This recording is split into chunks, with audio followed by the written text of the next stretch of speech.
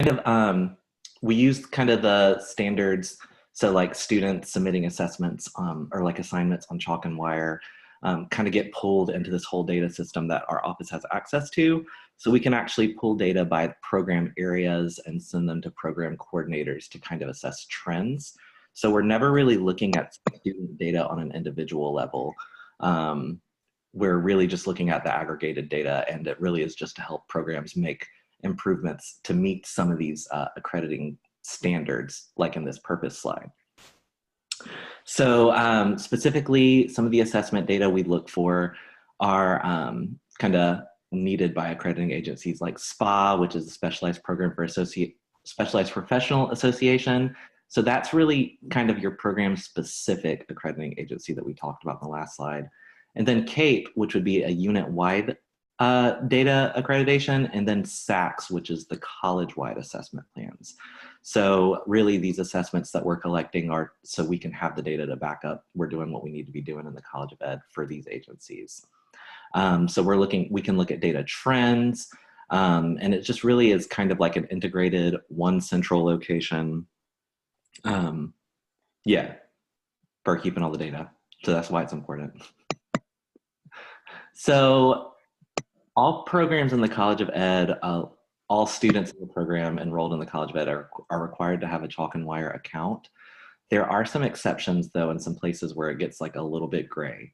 So minors in the College of Ed, outside majors, we'll talk a little bit about that in the next slide, and auditing and non-degree seeking students do not actually need a chalk and wire account.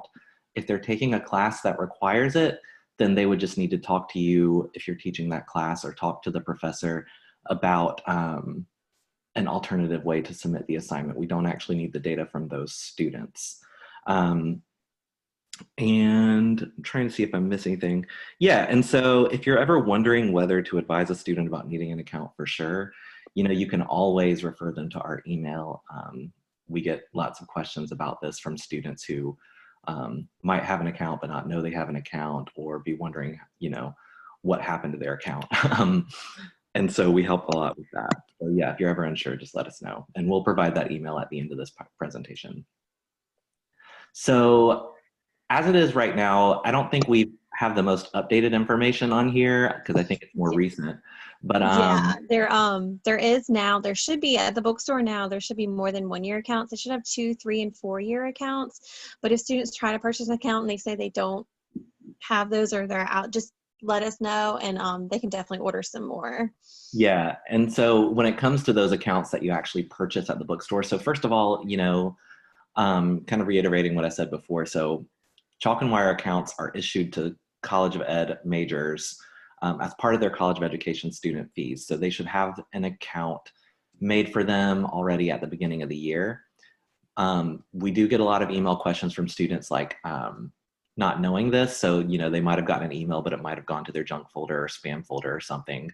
But if they've been a College of Education major, then they probably have an account. There are some exceptions though. So some programs that are outside of the college but considered education programs that we still need assessment data from are required to actually purchase an account at the bookstore for these amount of years, whichever one they want at the time. So some of those programs are like the BA Art Education Program, BA Dance Education, BA Foreign Languages, and BM Music Education. And yeah, they can just purchase those codes. Sometimes there's, hopefully it's an easy process. If there's ever any questions even about those codes, they can always reach out to us too, and we can kind of link them to the right place. Yeah, and if any of you are teaching EDPY 401, you might be someone that runs into this issue where you may have a lot of students in different majors. So if you ever have questions at all, reach out to us, or have your students reach out to us if they're unsure if they're supposed to have an account or they don't have one. We'll definitely be able to help with that. So yeah, and we'll show you at the end too a statement that you can share with them, and we'll send that out to you as well if you need that. The next thing I want to show you is how to actually submit assignments through Chalkwire. So the first thing I want to do is show you just how students do that by logging directly into the system. And then I'll show you how you can do that either by creating a link in Blackboard or just having the students submit directly through the system. And so the first thing I show you, you're not going to be able to actually see this on your end as an assessor, but then when we go to link through Blackboard and assess, you can actually log into Chalkwire, and I actually sent you all like a test assignment to assess, so you'll be able to see that too if you want to follow along, or you can just try to do that after we go through it together. So the first thing I'm going to do is just log into Chalk and Wire, and the easiest way to get there is just type in chalkandwire.com, and it takes you directly to this page, and you will log in. And if you just start typing in Carolina, you can select the University of South Carolina here, and then type in your information. My screen is going to look a little bit different than your screen and the student screen since I'm an administrator, so I have a lot more information up here. But when your students log in, they will only see their assignments and anything they've ever submitted before, or portfolios they've created. If they've never created anything before, then they won't see anything here yet. But the first thing they'll do is, in order to submit an assignment, if you tell them to just submit directly through the system and you don't create a link in Blackboard, what you'll do is go over here to menu, and they'll have an actual coursework tab. They'll select my coursework, and then if they have never created a portfolio before, then they won't have anything listed here. But if they have submitted to their program area before, then they'll see that here. What I'm going to do today is just create one as, let's say I'm an early childhood student and I'm submitting something for my early childhood program, and I've never submitted anything before. What I'm going to do is go up here to new portfolio, and this is where it gets a little confusing because sometimes students log in and they think it's going to look just like Blackboard where they'll have their assignments listed. But Chalkwire is a little bit different in that it's set up based upon their program key assessments. So, and I'll also explain how this looks for EDPY 401 because it's a little bit different for that course. But let's say I was an early childhood student that was submitting one of my key assessments. I can name this portfolio really anything. And then I'm going to go down here and select BA Early Childhood because that's my program area. And then I'll hit create. And then once I do that, the space for my program opens up here. And let's say I was submitting my assignment for EDEC 441. I would just click right here, and then I can add my content. Normally, they're just going to be uploading files. So you'll go to add file, and then they will select the assignment. And then from here, after they've selected something, then they will insert the file, and then there'll be and then once they've done that, then this submit that's crossed through, it'll turn green and they can actually submit their assignment. And it'll have them select who they're submitting the assignment to. So they'll select their instructor's name. I want to show you real quick too, for any of you that may be teaching EDPY 401, it's a little bit different for that course since it's not through your program, since a lot of programs take this. The way that they do that is you would select a new portfolio and you can just title it EDPY 401, and then there's actually a table of contents just for that course. And you'll see that one key assessment on there, and they can submit same way. They would just add their file and then hit submit at the end once they've uploaded it. So that's how students upload their assignment. If you decided that you actually wanted to create a link from Blackboard, what that does is that kind of skips over them having to create the portfolio. And when you create that link from Blackboard, it'll actually, when they click on the assignment in Blackboard, it'll bring them directly to this screen here, and they'll just go to add content and then upload their file and hit submit. I will say, if students ever think that they've submitted your assignment and you don't see it in Chalk and Wire, usually what they've done is they've uploaded it here and then they just close out and they forget to do this actual submit part at the end. So I always have them check on that first to make sure they actually submitted it and entered your name at the end. So what I want to do now is show you how to actually create the link in Blackboard. And like I said before, if you have any questions about this, or if I'm moving too fast or anything, please feel free to unmute yourself and ask a question, or you can send in the question in the chat box. So what I'm going to do is I'm going to go over to Blackboard. I think I might actually already have it open. Okay, I got on Blackboard and I just clicked on a course that I've taught in the past just to show you as an example how to upload an assignment. So if I go over here to assignments, normally what you would do is just click assessments and then hit assignment or test, whatever you're doing. But in order to create a link to Chalk and Wire, you're going to hit Chalk and Wire. And then I'm just going to say test assignment. You could write your description here. And then you can attach any files if you'd like. I will tell you, I'll explain this some more in a minute, but your rubric is already in the Chalk and Wire system. But if you want your students to be able to see the rubric and everything before they submit it, you can attach it here if that's something that you would normally do for an assignment. And then you would click on Enable Evaluation, and you have to enter in the points that are possible. So let's say it was worth 100 points. You can select your due date and change any of this other stuff around depending on your preference. Then once you've done that, you're going to hit Submit. So now the last thing you need to do is actually submit it to, or actually link it to your program or the course. So if you click on it there, now you'll see a screen that comes up where you have to select a department and a table of contents.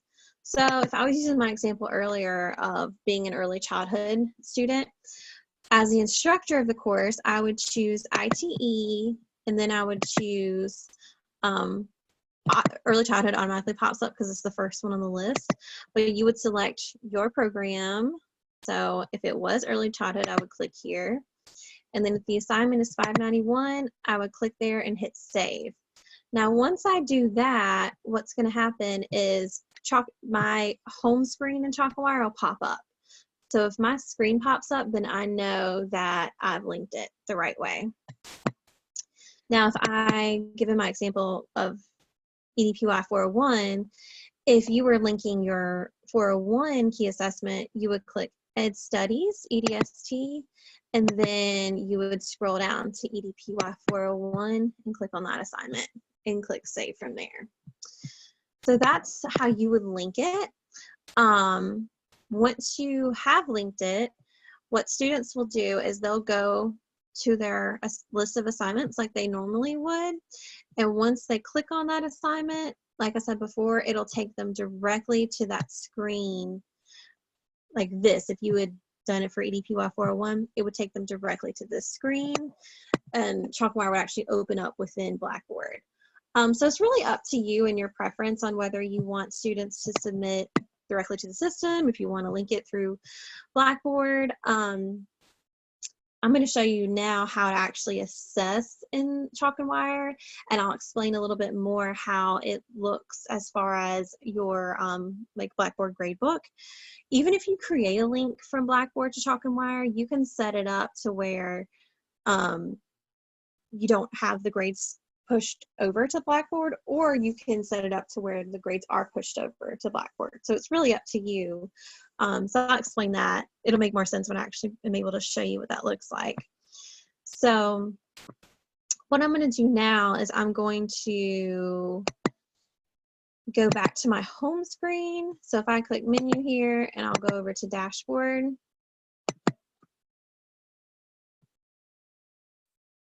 Now you'll see on this, if students have submitted to you, you'll see where you have pending assignments right here in the middle. You should already have one pending assignment where I sent everyone an example. So And as soon as if you want to log in now, you can. If you want to try it later, you can do that too. If you're not sure what your login is, please email us at the cnw@mailbox.sc.edu, and we'll be sure to send you your login information. But if you go here to pending assessment, I have several things pending for me, but the one thing that I sent to all of you is this homework assignment. It's just a test assignment. So when you click on it, in order to assess it, what you'll do is click Assess.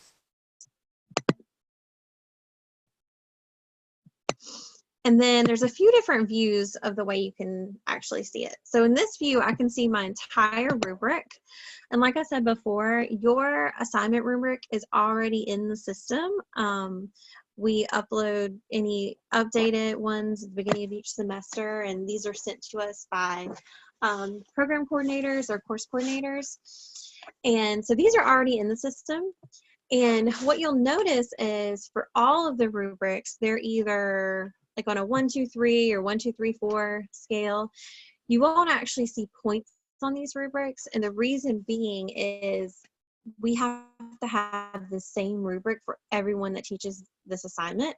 So you may have your own individual grading rubric. So this assignment might be worth 100 points for you, but for another instructor, this assignment might be worth 50 points. And even though you're using the same rubric, they may be worth different points. So what we do is we just make this basically, it's called a conventional rubric instead of additive, and it just averages the points. So it's not really points. The most that you'll be able to score for this particular assignment would be like 5. And the reason for that is for accreditation purposes, what we are looking for is just the percentages of students who fell into the exemplary category or the percentage that fell into the basic category for each criteria. So it's just a little bit different. And that's why sometimes people may choose to not have this sent over to their Blackboard gradebook. And I'll talk about that a little bit more in just a minute. But as far as the view of your instrument, you can close this out. And now you can see what the student actually uploaded over here. And then on the right side of the screen, you can see the rubric. It'll come up criteria by criteria for you to assess. If you want to view what the student submitted on the same screen, you can click View. And then their assignment that they uploaded will come up on the screen. And then you can choose to write on it from here. You can draw on it, use the pointer. You could add comments using the comment box. You don't have to do that because some of you may have another way that you assess these. You may assess them through Blackboard or another way, but that is definitely an option for you to do. Some professors choose to actually download the assignment and just view it separately, and they don't do any of the comments or anything on here. That's fine too. It's really up to you and your preference. What we need though is we just have to have the rubric scored. So what I usually like to do personally is download it and look at it as a separate screen, and then look at my rubric on a full screen. And then you can change the views of it. If you did it this way, you would actually hover over and it would show you. So let's say I know this student scored all 5s. The easiest way to score them is just to click that arrow underneath the score. And then if any of them need to be changed, you can do that. You can add comments to each criteria if you would like. You don't have to. You can leave an overall comment on the entire assignment. And once I've done that, these tabs over here, you can keep these the same or you can change them. It's really up to you. But what's automatically set is that students will be notified whenever you assess this, and then they will have their result available immediately. But you can change it to be held until you've assessed all of your students' assignments if that's what you'd like to do. And you can change it to where they won't actually be notified. When they go log into the system, they'll see it, but they won't get a notification or anything. So that's your preference as well. So when I'm done, I'll click save. Now, what pops up is this says no LMS associated assignments. So what that means is I didn't create a link from Blackboard to this screen. Whenever I saw that little orange notification pop up, that means I didn't create a link from Blackboard to Chalk and Wire, so my points are not going to move over to my Blackboard gradebook. If I did create a link from Blackboard to Chalk and Wire, and I would like for the points to move over to my Blackboard gradebook, well, all you would have to do is enter in a percentage here. So this is where it gets a little bit tricky, because you're not able to actually enter in your points. So let's say when I set my assignment up, I set it up to be worth 100 points. So if I entered in 90% here, then 90 points would get sent over to my Blackboard gradebook. If I entered in, 100%, 100 points would get sent over. So that's pretty easy when the points are 100, but if your assignment was, worth a different points set, you would need to just calculate the percentage based on your rubric as in your points in your course, and you could enter in a percentage there. Some instructors feel like that's just a little bit too much work and they don't really want to go that route. So what a lot of people end up doing is creating a link in Chalk and Wire for all students in their class to submit. They create a link in Blackboard, and then they have all of their students submit through that link in Blackboard, just directly to Blackboard, and they do their grading in there as they do all their other assignments, and then they create another link in Blackboard that's to this rubric, and they have students submit basically the same assignment twice. That is an option. You don't have to do that, and you don't have to enter in a percentage in here at all. You just have to save here and it's done. But if you do want it to switch over to your Blackboard gradebook, that's where you would enter in your percentage. So I know that part gets a little bit tricky, and it's really up to you and your preference. If you're teaching a course where some students are not going to have Chalk and Wire and they don't need to submit through Chalk and Wire, it may be easier for you to do the 2 links so that you'll have another link available for your students to submit that don't have this system. So if you have any questions about that, definitely let us know and we'll be able to help you through that and see what might work best for you.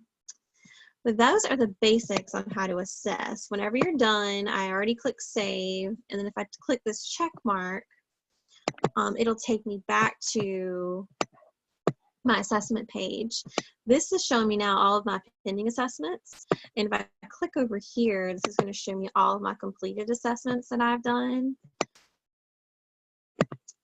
And if you ever, I know when I first showed you how to access these, I showed you how to access them from the dashboard by clicking on pending assessments. You can also go over here to the menu and go to assess, and you can always access all of your assessments through that screen, and it'll show you anything you have completed before, and you can also access anything that's pending. If you decide that you need to go back and reassess something, all you have to do is go to this completed assessment screen, click on the assignment itself, and then click reassess. And then you can edit it and click save, and then it'll show the new grade for that. So those are just a few of the basics.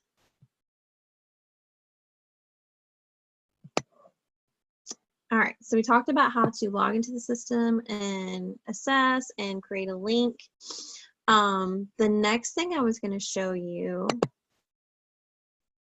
is, this is what I was talking about a little bit earlier. If you know you have a mixture of students in your class and from different program areas, then we do have a syllabus statement that you can use and share. I'll send this out to you all along with the link to this recorded webinar.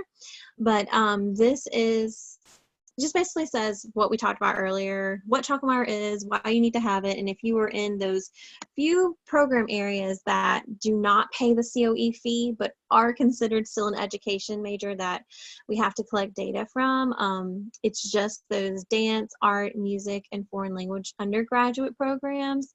Then this gives them directions on how to do that. So that is something you can definitely share. You don't have to include it in your syllabus. I know it's the middle of the semester now, but you can put it on Blackboard or email it to any students that might need that information, or you can just save this for next semester.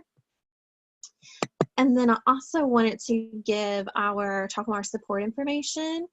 This is our email address that you can reach out to, or you can have your students reach out to if they have any questions.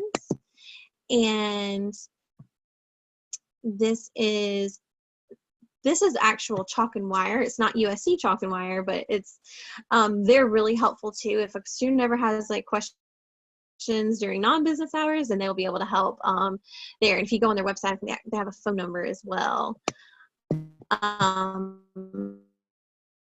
the last thing I want to show you is the USC website has several tutorials that you may find helpful.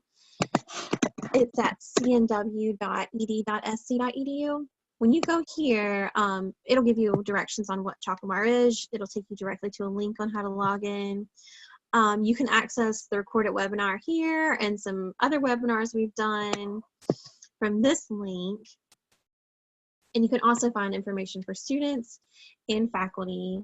So if you clicked on the faculty link, there's actually a tutorial on what we just went through on how to add your assignment to Blackboard and on how to assess an assignment, you know, with instructions and pictures there.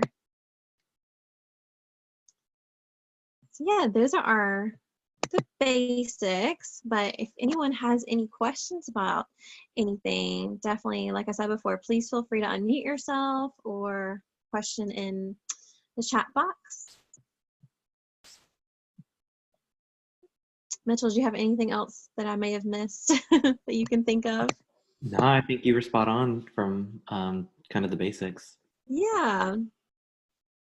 Well, and one thing I didn't share with you, but if you ever want to have us do a webinar with your class, or if you want us to come to your class, if you have an in-person class and talk to your students about anything ever, or just give like a quick overview on how to do anything, we're also always available to do that as well. Or if you'd like us to create some specific directions for you and your course to share with your students, we can do that as well. So yeah, just reach out to us at our email address with any questions you might have. I'll stay on for just another minute. Oh, let's see, we have a question here. All right, yeah, I'll stay on for just another minute. Thank you, Linda, for coming. And yeah, you all have a great day. And if you have any questions, like I said, I'll stay on for just a few more seconds.